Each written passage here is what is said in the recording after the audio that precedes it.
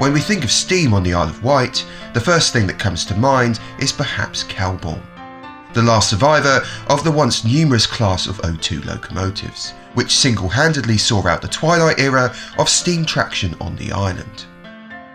Or maybe the Terriers, small but powerful workhorses which once dominated the island's branch lines, both iconic and synonymous with the legacy of steam on the island.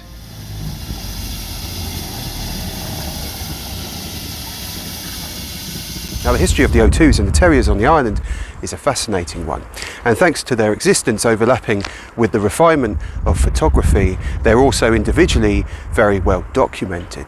But for every locomotive that was fondly remembered for the role they played in keeping the island's railways running, there was always another that was a bit of an enigma. I'm Jack, welcome to WightWanderer, and today I'm telling you the story of Stewart, the elusive tank engine that helped build the Isle of Wight Railways. Now, there were many oddball locomotives which ran on the island's permanent way before standardisation was a thing. But today's subject, Stewart, was unmistakably one of the strangest. To tell you its story though, we have to go way back. Before the electrics and the O2s, before the Southern Terriers, and even before the first passenger railway on the Isle of Wight. In fact, we have to leave the island altogether. The date was 1841, and the Glasgow, Paisley, Kilmarnock and Eye Railway, clearly in the days before abbreviation, took delivery of two brand new locomotives from Bury Works in Liverpool. The manufacturer of these locomotives was none other than Edward Bury, a pioneering engine designer of the age. He was responsible for engines such as Dreadnought and of course Coppernob, which is now preserved at the National Railway Museum. One of those two locomotives was named Stewart. And just like Coppernob, Stewart was originally a bar-frame tender locomotive, with a vast protruding dome encasing the firebox. Bury locomotives were considered some of the most advanced of the period. But with the Industrial Revolution in its youth and new locomotive design changing all the time, within 10 years of Stewart's construction, the locomotive was already becoming outdated. Therefore, when the railway company was succeeded, our locomotive underwent a complete transformation, much like the design depicted in this image. By 1860 though, the Loco was already becoming surplus to requirements. It then disappeared, just like many other locomotives of the age. Oddly though, having disappeared for a number of years up north, it then resurfaced in the most unlikely of places, here at Brading on the Isle of Wight. At the time, the Isle of Wight Railway were in the midst of constructing their line between Ryde and Vyncke, a railway which is still of course partially operational as the Island Line. Its initial job then was an important one, to remove the spoil gathered from the construction of the line south of Shanklin, where vast cuttings were dug and of course a tunnel was bored through St Boniface Down. Now, Stewart actually arrived at Brading in early 1863.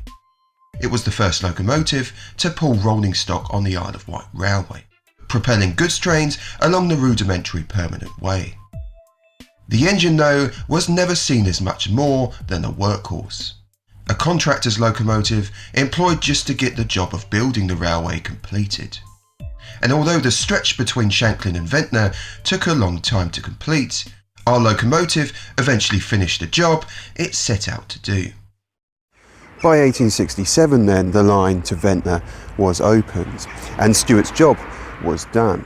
So subsequently it was laid up in the siding here in Wroxall with a load of other contractor stock. Naturally though, the Isle of Wight Railway wanted to invest in engines to run on their new founded railway, and with Stewart going cheap, they decided to purchase it from the contractors and put it into use as a goods engine.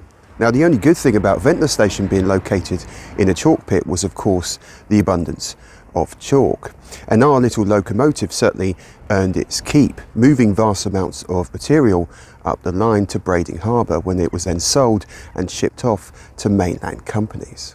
Now, I must digress briefly for some context.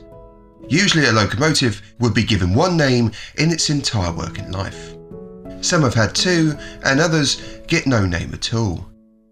But in contrast, our little engine Stewart, during its time on the island, actually had no less than 5. This possibly lends some luminosity to the question of why it became such an enigma.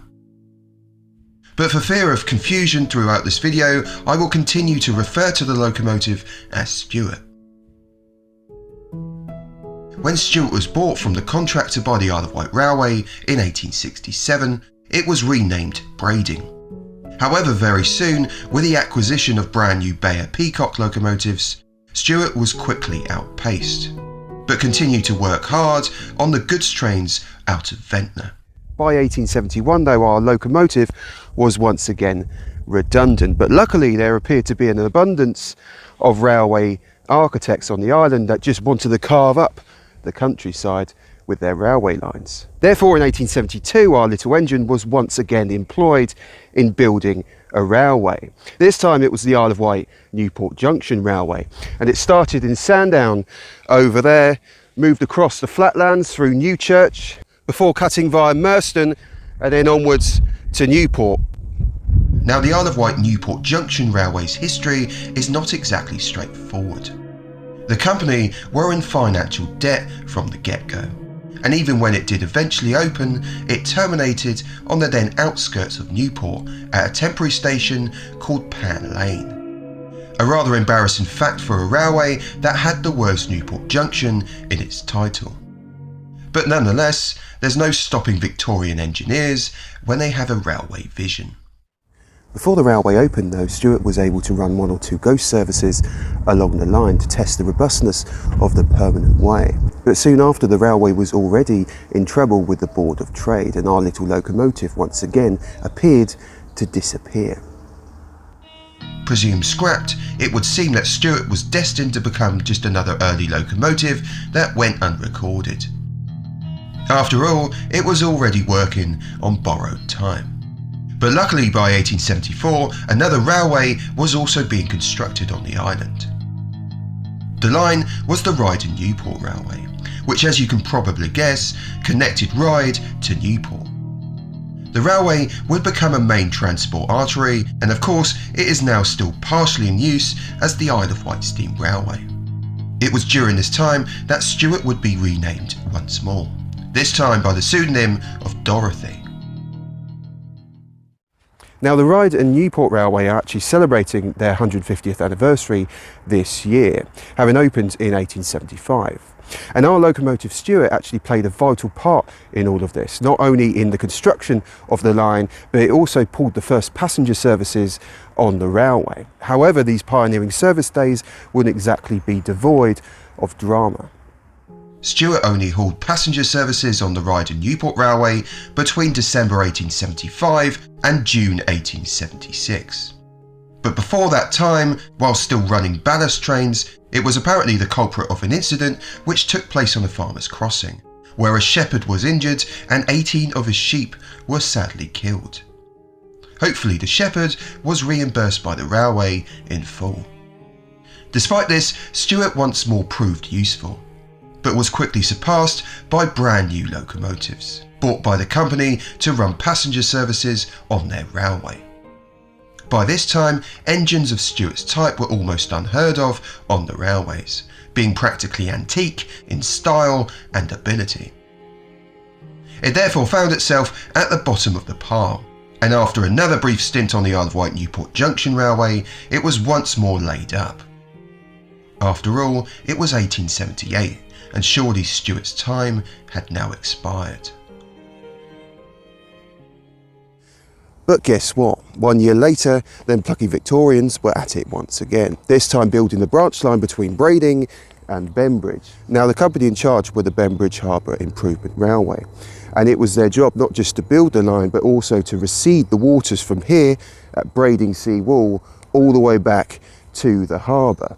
And they did this by constructing a barrier across the estuary, and this barrier carried the railway. Seemingly then the company needed a locomotive to shift the thousands of tons of spoil that was needed to build this barrier.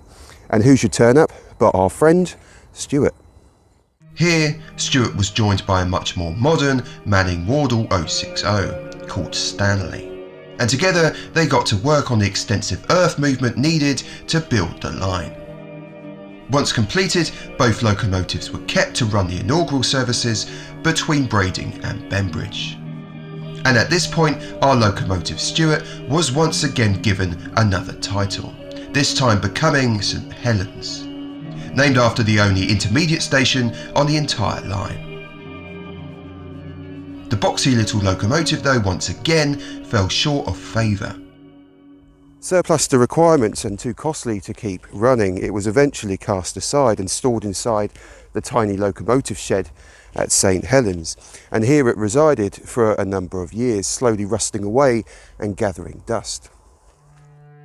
Surely then that would be the end of Stuart's story, and with railway mania on the island seemingly coming to a close, it would appear to be. Many of the lines on the island were already falling on hard times, having learnt the hard way that a railway on the Isle of Wight wasn't exactly a money spinner. That Victorian ambition then had seemingly dried up. But then, as if no lessons had been learnt at all, in 1885 a bill was passed authorising a brand new line. This time it was under the name of the Shanklin and Chale Railway. Now you're probably thinking, Jack, you're talking a load of rubbish. There was never a railway line that went to Chale, and you would be right. But in fact the whole project was fraught with such difficulty that by the time the line was opened, it was a completely different railway. That line, of course, was the Newport, God's Hill and St Lawrence Railway, and its history is fascinating. I'm sure I'll get around to doing an episode on it at some point. However, more importantly for this video, who should turn up as a contractor's locomotive? Once again, none other than Stewart. The engineering footprint for this line would be ludicrous, especially seeing that the railway would terminate in a town that already had a station. But altogether, the build was going ahead, and in 1893, after a brief overhaul, Stewart was brought into action once again, removing the thousands of tons of spoil from the boring of the High Hat Tunnel. During this time, Stewart received its final identity swap, being renamed as St Lawrence, after the first terminus station on the railway. Stewart, though, was now laughably old-fashioned, but still it pushed on with its back-breaking duties.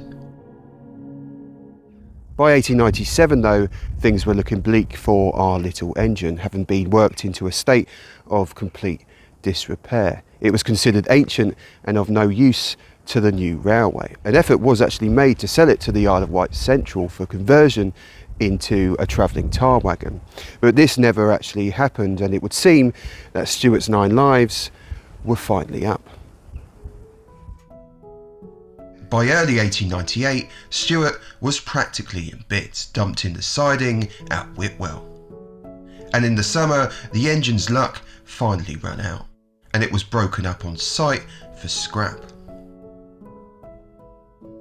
Half a century later, the new founded line itself through Whitwell would also be gone, the last island railway to open and the first to close.